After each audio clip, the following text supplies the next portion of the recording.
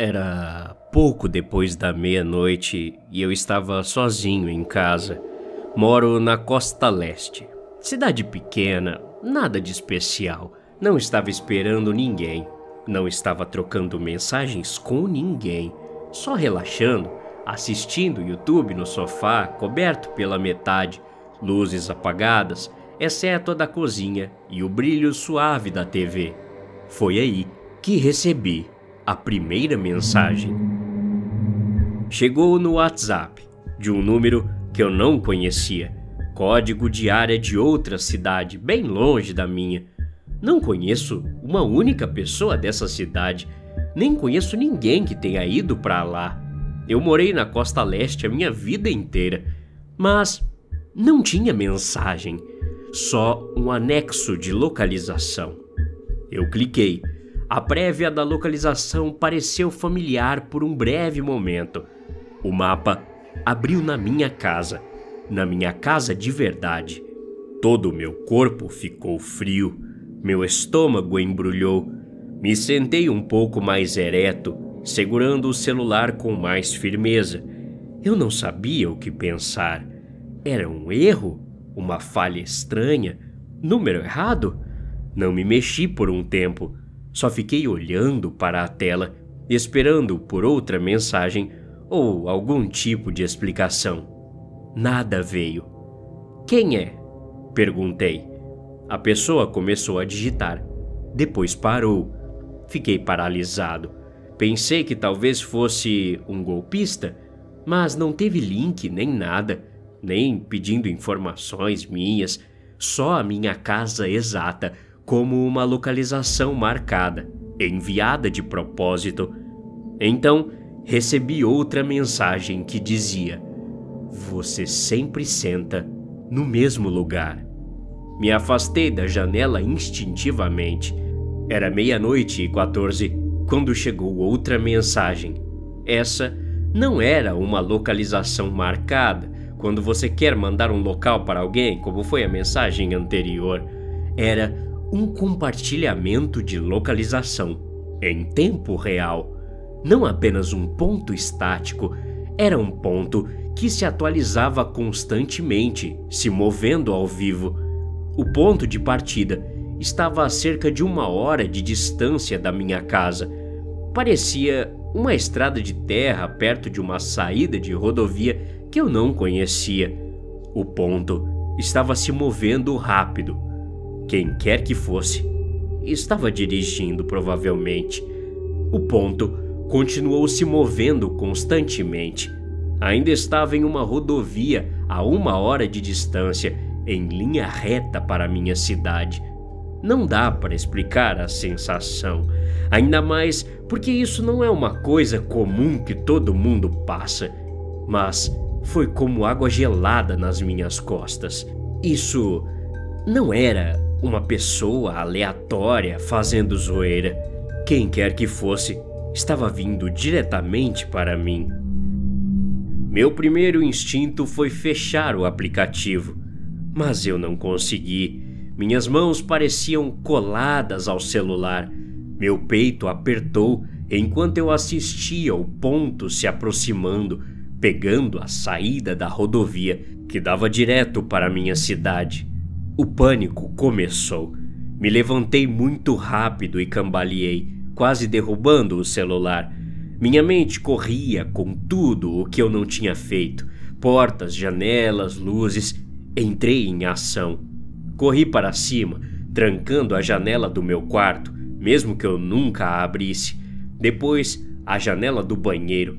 Desci, peguei o telefone fixo e verifiquei se tinha sinal. Então, me movi pela casa rapidamente, trancando a porta da frente, mesmo que eu tivesse certeza que já tinha trancado. Depois, fui para os fundos e girei a trava. Depois, verifiquei a porta lateral da garagem.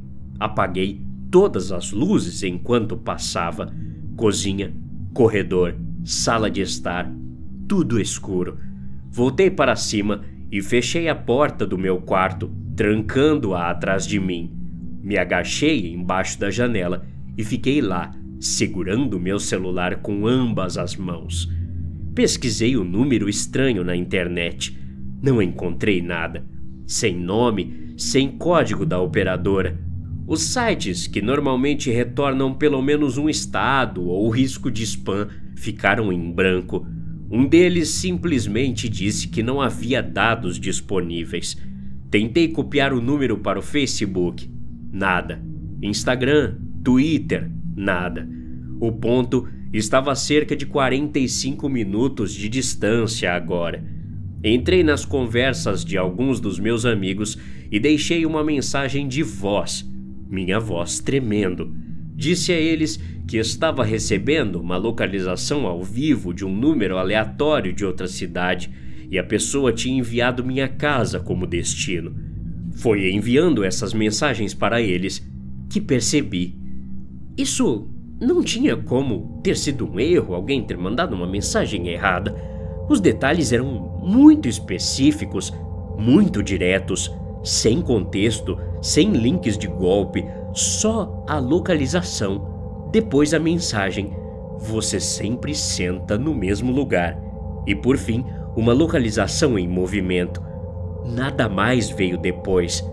Fui para a sala. Me sentei no chão atrás do sofá, mantendo-me baixo. Todas as luzes da casa estavam apagadas nesse momento, exceto a lâmpada do corredor de cima. Verifiquei a porta da frente novamente. Trancada. Porta dos fundos, trancada. Janelas fechadas. Sem luzes do lado de fora, exceto a pequena lâmpada da varanda e a luz de detecção de movimento sobre a garagem. Meus vizinhos estavam todos dormindo. Um deles trabalha em turnos matutinos e suas luzes já estavam apagadas às 10. A outra casa não tinha nenhuma luz acesa a noite toda.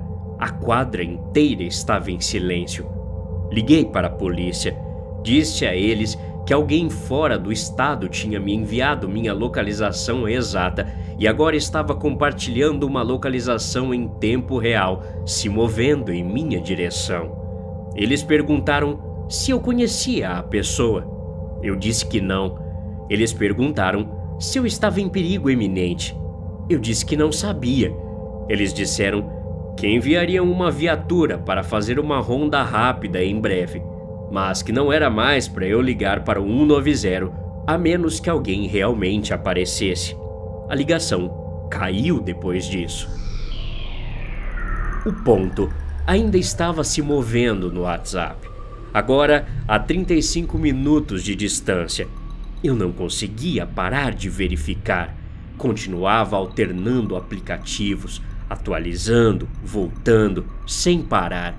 Me sentei no meu quarto, no chão, embaixo da janela, me escondendo logo abaixo do peitoril por instinto. Eu não achei que veria nada, mas não conseguia me impedir de verificar. Eu queria ficar perto da janela. Precisava saber se alguém estava realmente vindo. Pernas cruzadas, celular em ambas as mãos, olhos colados na tela. Cada vez que eu olhava para o ponto, ainda rastejando mais perto, eu sentia uma pontada fria no meu peito. Eu imaginava cada batida que eu ouvia como uma batida na porta, cada rajada de vento como um movimento. Continuava imaginando alguém andando pela casa com o celular na mão, me enviando coisas sem dizer uma palavra. Juntei coragem para ligar para o número e ver o que estava acontecendo, ou dar uma bronca na pessoa e ameaçá-la. Mas pensei, minha voz estaria completamente abalada. Eles saberiam do meu medo. 1h03 da madrugada, outra mensagem chegou. Dizia: você sempre senta no mesmo lugar. Minha garganta estava seca. Desliguei a lâmpada do corredor de antes e me encolhi no canto entre a mesa de cabeceira e a parede. Meu celular iluminou meu rosto, mas eu não me importava mais. Eu só queria observar aquele ponto. Eu tinha que saber. A localização estava a 25 minutos de distância, depois 20. Eles estavam realmente vindo em direção à minha casa? Comecei a negar. Não tem como eles estarem. E mesmo que estejam, o que eles fariam? Eu nem conheço essa pessoa ou essas pessoas. Pensei sem parar. O tempo começou a se esticar. Eu estava olhando para a tela, quase sem piscar. Perdi a conta de quanto tempo fiquei olhando para ela, assistindo-a diminuir lentamente a distância. Eu não tinha certeza se a polícia realmente tinha vindo. Não ouvi uma sirene, não vi nenhuma luz piscante, nenhuma batida, nenhum farol do lado de fora. Eu nem sabia se eles conseguiam encontrar alguém apenas com um número e um ponto em movimento. O ponto rastejou pelo centro da cidade, depois a 15 minutos de distância, depois 12, depois 9, passou pelo posto de gasolina, depois pela mercearia local. Pegou a mesma rota que eu pegaria para chegar em casa. Minhas pernas estavam rígidas de não me mexer. Fiquei quieto. Não sei porquê. Parecia errado até mesmo me mexer muito. Eu continuava olhando para a porta do meu quarto, como se algo pudesse entrar por ela. Exatamente 1h39 da madrugada, o ponto virou na minha rua, depois parou. Meu estômago doeu tanto que me senti tonto. Peguei meu celular e mexi na tela de bloqueio, tentando discar novamente para a polícia. Minhas mãos estavam tremendo tanto que apertei os botões errados 2 vezes. O ponto ficou na beira do quarteirão por 1 minuto inteiro, apenas parado ali. Eu estava prendendo a respiração. Então, se moveu de novo, passando pela primeira casa, depois pela segunda, depois parou de novo, na frente da minha, do outro lado da rua.